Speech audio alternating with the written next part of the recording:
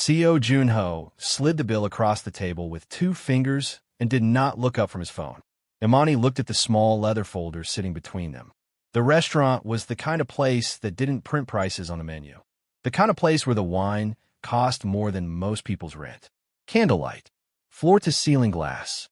The entire Seoul skyline glittering below them like something out of a dream she had never asked to be in. She picked up the folder. Opened it. Read the total. Your half is 340,000 won, Joon-Ho said. His second-in-command, Baek Do-hyun, was sitting 2 tables away pretending to read a newspaper. He had been with Joon-Ho for 12 years. He had watched this man dismantle rival organizations without raising his voice.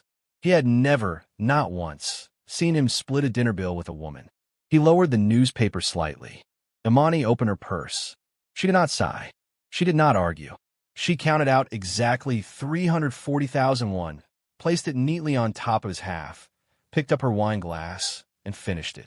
Same time next week, she said. Joon-Ho finally looked up. Something moved behind his eyes, quick, unreadable, gone before it could be named. He folded his phone into his pocket and said nothing. If you're new here, welcome. Subscribe before this story is over, because this is the kind of story you want to watch twice. Like the video now, so more people find it. And do not go anywhere, because it only gets better from here. 3 months before that dinner, Imani had walked into Seo Joon-Ho's office without an appointment, sat down without being invited, and placed a folder on his desk that made him go completely still. Inside was 18 months of quiet, careful work. Financial intelligence on 3 of his most dangerous rivals. Accounts, movement patterns, hidden assets, the kind of information that took forensic skill and nerves most people didn't have. She had compiled it alone. She had taken no shortcuts. She was a forensic financial auditor. She had been good at her job since before it could protect her. And she had learned early that the only thing more powerful than money was knowing exactly where someone else's money was hiding. What do you want? He said. Your name, she said. For 1 year. She explained it clearly, the way she explained everything, without decoration. Her younger brother Kofi had borrowed from the Shin Syndicate, Joon-Ho's most dangerous rival organization. The debt had grown beyond anything she could cover. The Shin Syndicate did not send letters when payments were late. She needed the cover of his name, his ring, his public presence. A legal marriage. Nothing more. In exchange, he got intelligence on 3 enemies and the appearance of a settled, respectable life while the federal task force, currently circling his organization, reconsidered its strategy. Joon-Ho read the folder, closed it, looked at her. I don't do sentiment, he said. We run this like a business. Good, she said. So do I. They signed papers 4 days later. She moved into his penthouse the following Friday with 2 suitcases and a carry-on and declined when his housekeeper tried to take her bags. The first week was precise. Cold.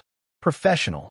He gave her a tour of the penthouse like he was orienting a new employee, listing which rooms were off-limits, what public events she would be required to attend, how she should conduct herself in front of his associates. She listened without interrupting. When he finished, she pulled out her own document, 2 pages single-spaced, and placed it on the counter between them. He stared at it. I had some addendums, she said. They were reasonable, specific, written in the same structured language as his own rules, which told him more about her than anything else she had said. He approved them without argument and told himself it was because they were logical, not because they impressed him, not because something in her calm refusal to be overwhelmed by him had already started working on the edges of his composure. Then he told her about the 50-50 rule. Split everything down the middle. Bills, expenses, shared costs. No exceptions. He didn't do charity. Not for business partners. Not for anyone wearing his ring. She looked at him for a long moment. Fine, she said. He had been waiting for protest. For the speech about what a husband owed a wife. For some crack in the composure she wore like armor. Nothing came. She simply turned and went to unpack her suitcases, and Joon-Ho stood in his own kitchen feeling like a man who had just made a move in a game he didn't fully understand yet. The bill war started immediately and escalated faster than either of them planned. Brunch on a Saturday. Rooftop restaurant, Harbor View. The bill arrived. He sent her half in a bank transfer before the waiter had walked away.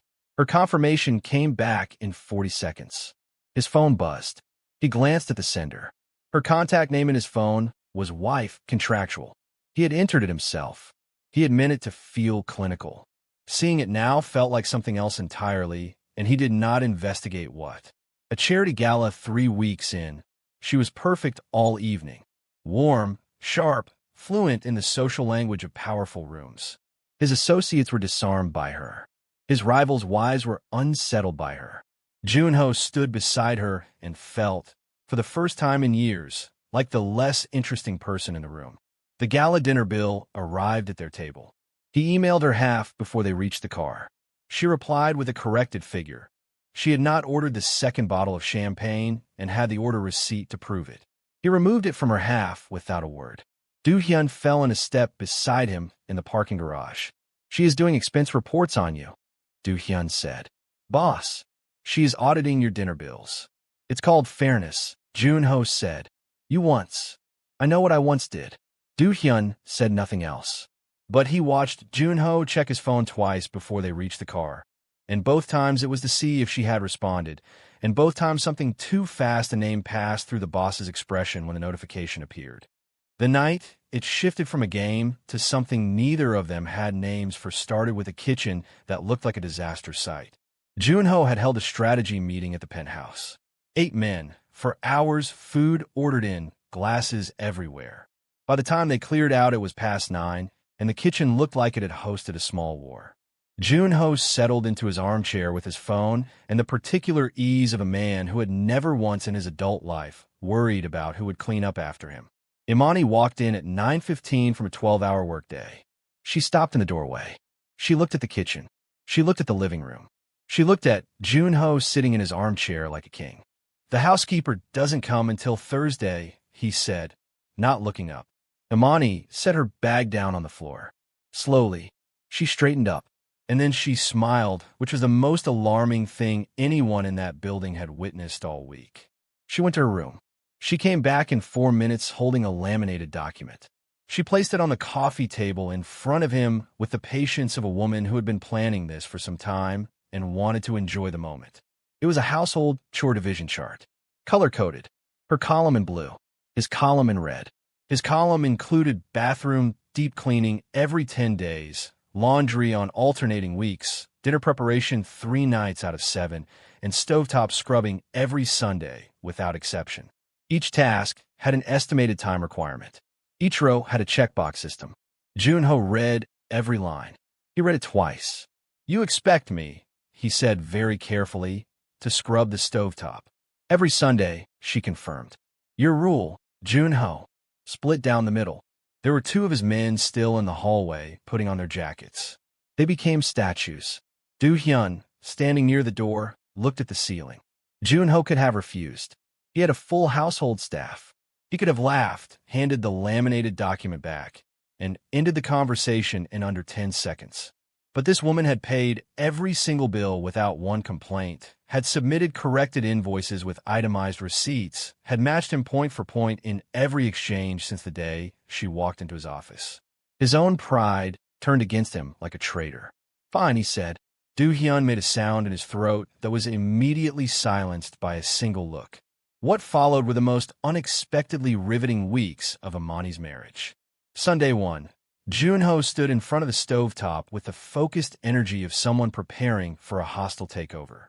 He searched how to clean a stovetop on his phone, closed the browser, opened it again, then cleaned the stovetop for 43 minutes until it was so spotless it reflected the ceiling lights. Imani walked past, looked at it, said nothing for 3 seconds. Then she gave it one small nod and kept walking. He stared at the stovetop after she left. He did not understand why that nod settled in his chest the way it did, and he made a firm decision not to find out. Laundry week. He separated the darks and the lights wrong and turned one of his own white dress shirts a pale, unmistakable pink. He stared at it for a long time in the laundry room. He said nothing to anyone. He put it in the bin. He ordered an identical white shirt online and told himself the matter was closed. 3 days later, on her bin collection day, it was blue column, Her responsibility, Imani found the pink shirt. She carried it to his bedroom. She placed it on his pillow. She went back to her desk and returned to work. He came in at midnight and found it. He sat on the edge of the bed and held it, and sat there longer than he meant to. Tuesday cooking night was when everything started to crack open in a way that could not be put back together. He stood in the kitchen with the posture of a man going to war. The ingredients were already out. He had gotten home early, which he had not done in 3 years.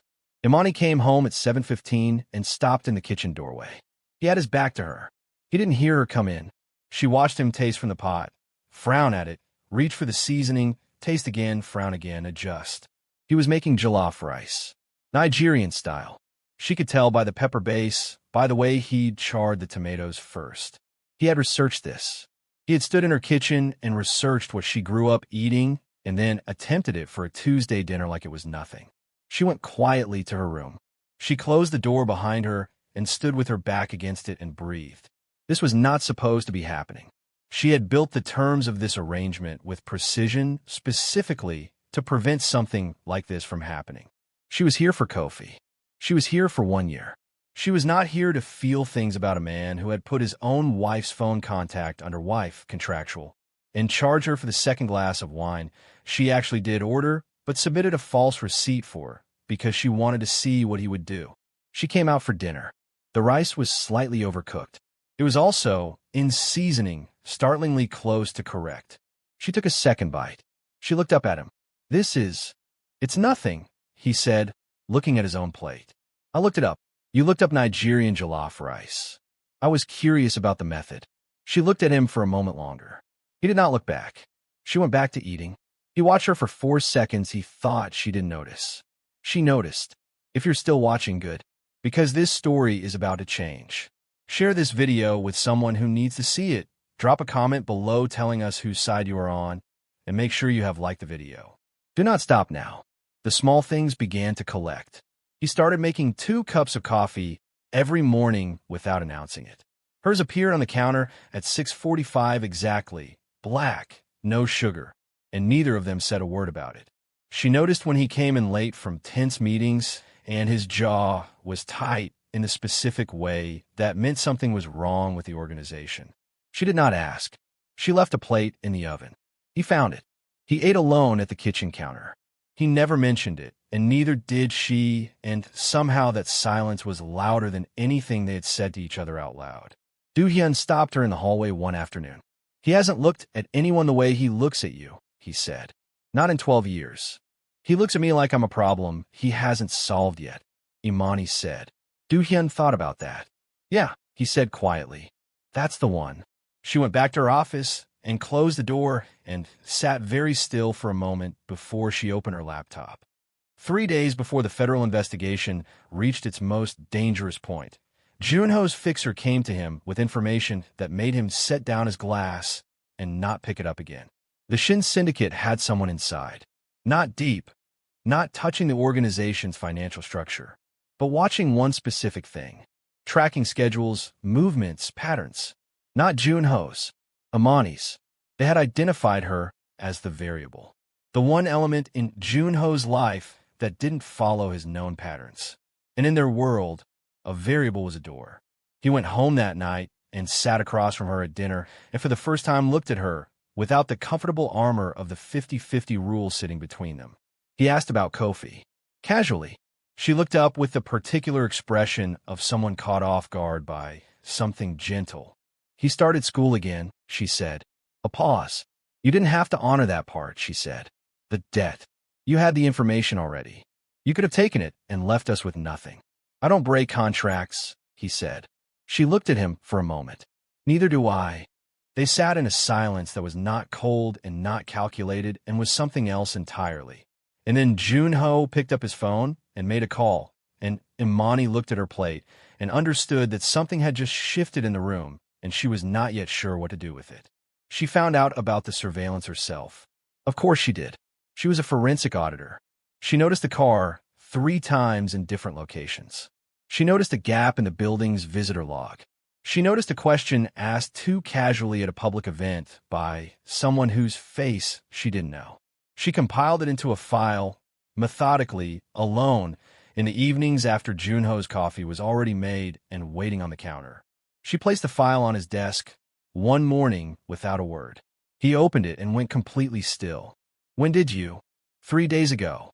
You should have told me the moment you noticed." "I'm telling you now." With a complete file instead of a partial panic. Imani. Her name in his mouth like that, not clipped, not neutral, not clinical, stopped her. She felt it move through her like something warm and unwanted. He stood from behind the desk. "This isn't an audit. These people don't send letters." "I know exactly what these people send," she said. "My brother has the scars to prove it. Do not manage me, Joon-Ho. I came to you as a partner, and I have functioned as one. That has not changed because the stakes got higher." He stared at her.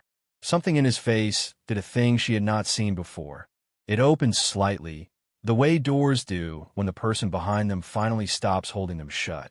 "They know what you are to me," he said. She went still. "And what is that?" He didn't answer. He picked up his phone, but she watched his free hand on the desk, fingers spread flat, pressing down like a man who needed something solid to hold on to. She was taken 4 days later. A gap in her security window. A parking structure. Men who moved fast and said nothing. Her laptop bag left on the ground because they only needed her. Do-hyun found the bag. He called Joon-Ho. The call lasted 11 seconds. What happened next was not tactical. It was not the measured, calculated response of a man who had spent 15 years building an empire on the back of patience and precision. It was total. He called in every favor, every alliance, every debt owed to him across 15 years of operation. He offered no trades, made no negotiations, calculated no return. He gave everything. No split, no ledger, no 50/50ths. No version of this that kept anything in reserve. Do-hyun stood beside him as he worked and watched him with 12 years of loyalty behind his eyes. "You love her," Do-hyun said. Joon-Ho did not answer. He was already moving. She was found within 3 hours. She was sitting against a concrete wall with her back straight and her hands folded in her lap and her eyes on the door because she had known, somewhere past logic, somewhere in the part of her that had started keeping track of coffee cups and pink dress shirts and Tuesday jollof rice, that he was coming. She hadn't known when she started knowing that. She knew it now. He came through the door and stopped when he saw her. The room emptied around them in seconds. He crossed to her and crouched down so they were eye to eye. He looked at her face, checking, reading, the way he read everything he valued. And the thing in his expression when he found her whole and present and unbroken was not relief exactly. It was something older, something that had been building since a woman sat down uninvited in his office and put a folder on his desk and looked at him like she had already calculated his worth and decided he was useful. "You destroyed 3 warehouses," she said quietly, called in 9 alliances, froze the Shin Syndicate's entire financial network. She had been listening even from here. Of course she had. That is not a 50/50 response. He looked at her for a long time.